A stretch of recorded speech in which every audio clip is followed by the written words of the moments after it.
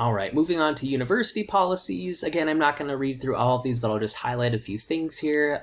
If you have any disabilities that you need accommodations for, please contact the Disability Services Center, and they will forward any special requests that you may have to me. Again, I want to make sure that this class and the way I'm teaching and delivering materials are accessible to everyone. So please follow up with Disability Services if you'd like me to make any special accommodations, and we will go from there.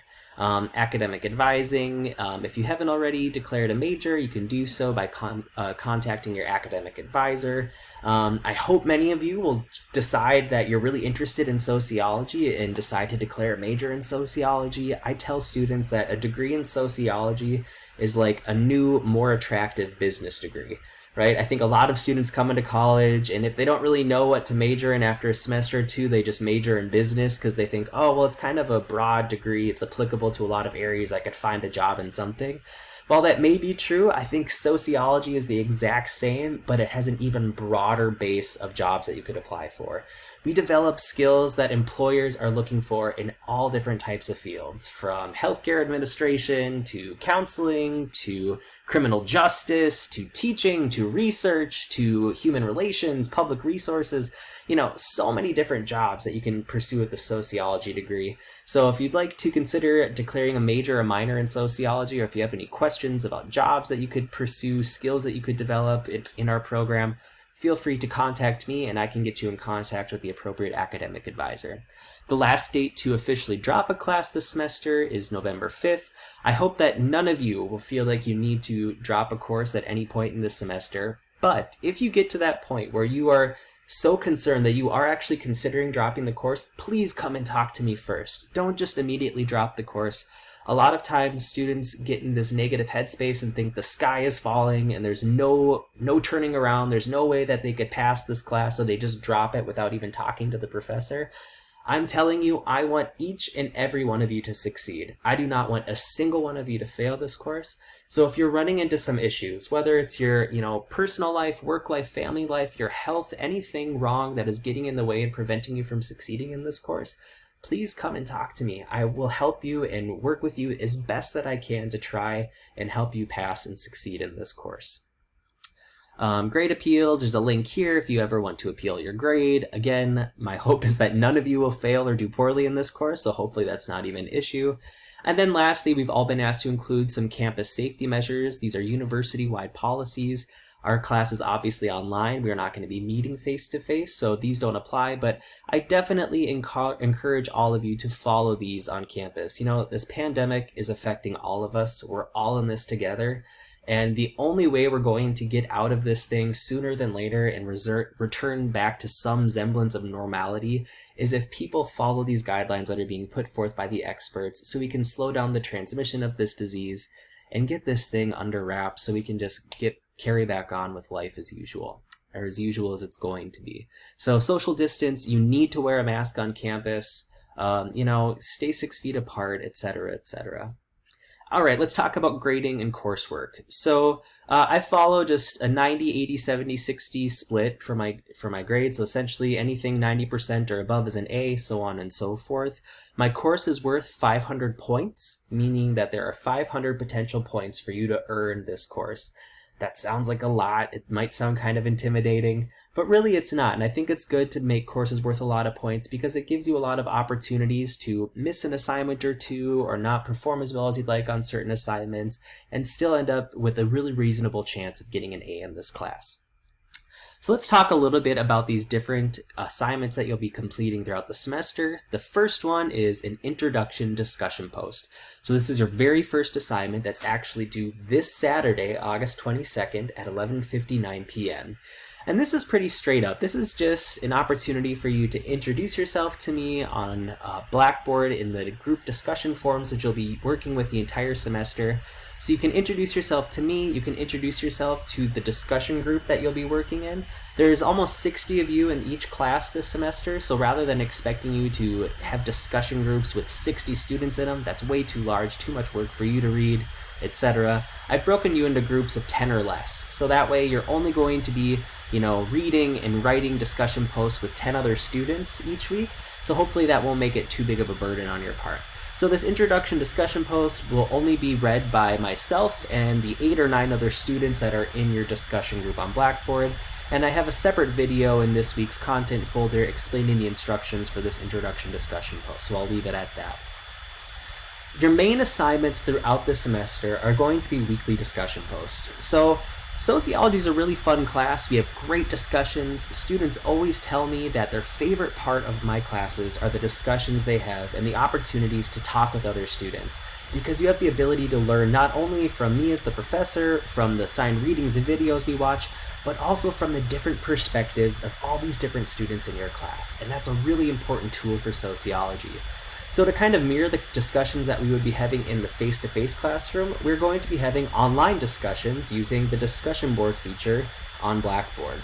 All right, so your discussions each week are going to be asking you to address different questions or prompts or ideas from the assigned readings and videos that were assigned to you in that week's weekly content folder. So after you read through and watch all of the content for that week, you'll open up the discussion board, and again, it's just going to be your group of 10 or so students in your discussion group. And you'll have the option to respond to one or several of many different questions I ask related to that week's content. And the purpose of these discussion boards is not just to go on a rant or to spew your own thoughts or opinions about things, right? Not like on Facebook or on a blog something. Your purpose in these discussion boards should be to demonstrate that A, you've read the weekly content, B, that you've thought critically about it, and C, that you can start drawing and referring to the weekly content to make connections to your own experiences, to establish arguments that are grounded in science by citing these pieces of weekly content, etc. All right, so it's really important. I'm asking you to write an EOP, which is an educated opinion post. Yes, we're all entitled to have opinions about things, but sociology is a science, and in this course, I expect you to build your abilities as critical thinkers and as effective people that are effective at crafting arguments. And the way you're going to do that is by referring back to the weekly content, referring back to the readings when you're writing your educated opinion post to defend your arguments, to defend the perspectives that you have using the science of sociology. Okay? So each week you'll write an educated opinion post, and again I'll be providing an instruction video. You don't have one this week. This is our prep week, so your only assignment through this half week of this first part of the semester is just to do your introduction discussion post. And then starting next week on August 23rd, Sunday, the beginning of the week, the content folder is available and accessible, and you'll write your first weekly discussion educated opinion post. So not only do you have to write an educated opinion post each week, I also expect you to comment on another student's educated opinion post each week as well. Your comment, again, should not just be you saying, oh, I agree, or I disagree, or I think that's a bad idea, and this is why. I want you to defend whether or not you agree or disagree with other students' educated opinion posts using sociology to defend your positions. All right, so these educated opinion posts and comments in your weekly discussion forums, these are opportunities for you to demonstrate that you're thinking about sociology, that you read the assigned readings, even if you don't completely understand them yet, or if there's terms that are confusing to you, that's okay. These weekly discussion posts are opportunities for you to raise up questions and concerns that you had related to the assigned content for that week, okay? So you only need to comment on one other student's educated opinion post each week. If you want to comment on more than that, you are more than welcome to do so. Every single week, your educated opinion post is due at Tuesday at 11:59 p.m. and your comment is due at Thursday at 11:59 p.m. Every week. That is not going to change the entire semester. EOPs due Tuesday, comments due Thursday. All right. My role in the discussion group is kind of just going to be a lurker. I'm not going to reply or comment on every single one of your discussion posts, but I will read them, and if I feel like you're going off topic, or if I want you all to address a certain concept or a theory more, I might make some suggestions. I also have a student teaching assistant working with me this semester. Her Her name is Megan Pendleton, and she is going to be largely facilitating the weekly discussions for the class. So if you see Megan chime in and ask you specific questions or make suggestions for topics to discuss, definitely listen to the feedback she's providing you. Again, she's going to be working with me a lot in these discussion forums, facilitating them, making sure people are participating, staying respectful, that sort of thing. All right? Your other assignment that you'll have every week, in addition to your weekly discussion post, is a weekly quiz. Now, these are really low stakes. These are only worth 10 points a week. Each quiz is only 10 questions. You get 20 minutes to complete the quiz, so there's time. If you aren't sure of a question, you can look back to the assigned readings or content or slides for that week and try and find the answers. But these quizzes are pretty straightforward, and the purpose of these quizzes is just to help prepare you for your 2 exams that you'll have this semester.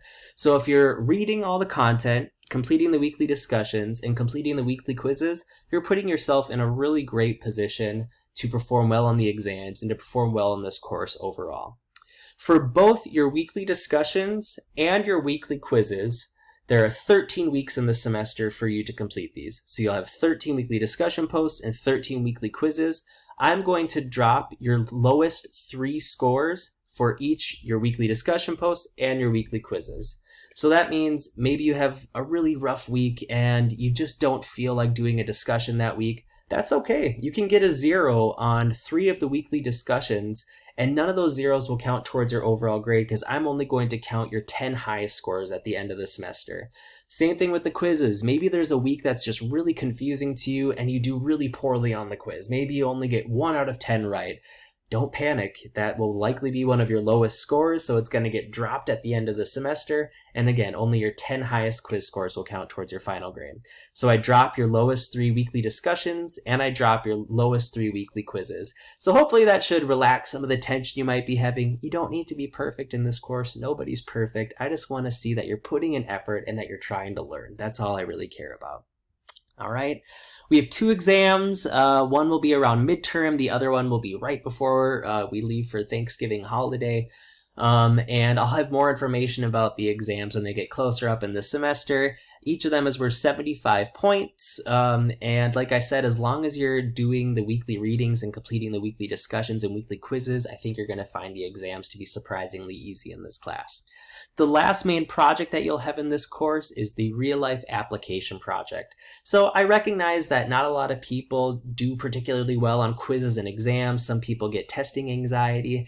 And so I always want to provide a diverse arrangement of assignments in my classes that cater to all different students' strengths. So these real-life application projects are kind of creative, hands-on opportunities for students to actually apply sociology, to apply the concepts and theories and knowledge that you learn in this class in a real world setting. And even though we're in a pandemic and we're social distancing and we can't interact like we used to, I've created a number of different options for this real life application project, all of which still enable you to apply sociology in real world settings without even having to interact face to face with another human being.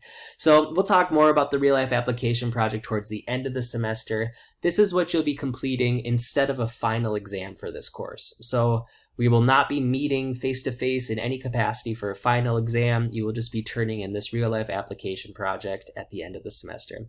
Closing words of advice: with an online course, there's a lot of freedom for you as a student to decide how and when you want to complete your work. The biggest piece of advice I can give you is do not procrastinate. Fight the temptation. You will want to wait until the last minute to do your assignments, to submit your quizzes, etc. Don't do it. Life is unpredictable. Your internet could go out, you could get sick, you could have a family emergency. And of course, I'm going to try and be as accommodating as I can, if and when things do come up, but you can save yourself a lot of a headache by just being proactive instead of being reactive. So, every week you have an assignment due at Tuesday, Thursday, and Friday at 11:59 p.m. Your weekly discussion EOP, your weekly discussion comment, and your weekly quiz. Those dates and times are never going to change. You know when every assignment is due this entire semester. So plan accordingly. Get into a routine and follow that routine every week, and you are going to have a much easier time being successful in this class. The last few pages of the syllabus just provide a list of all of the assigned readings and videos that we will be covering each week in this left column, as well as every assignment that you have due each week in the right column. And again, all of this information is also provided on our Blackboard course website, and I have a separate video showing you how to navigate the course content on Blackboard. So that's it for now. I know this was a lot of information. If you have any questions or concerns, please shoot me an email or pop into my virtual office hours, and I hope to get to meet all of you very soon.